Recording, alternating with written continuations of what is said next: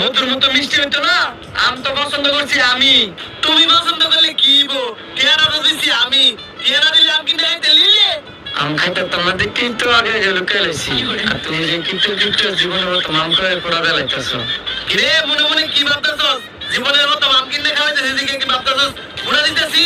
না না, এ তো কথার কথা নেবেলাম। খা আম খা। এমনটা বাপু দিয়ে লিখা। বাথরুমে যাচ্ছে মনে মনে ভাবতাছি বাথরুমে যাবার আর টাইম পাইছে না। কেন বাথরুমে মনে কই বাথরুমে যাচ্ছে বন্ধু ভুলেও গেলে পানি চাইছ না। ওরা আম কোনটা আর হেডে কোনটা চিনতাম না। আরে না না, তুই কি আমার ব্যাকল পাইছিস নি? এমন কাম আবার কে বানিত করে বন্ধু আমার আম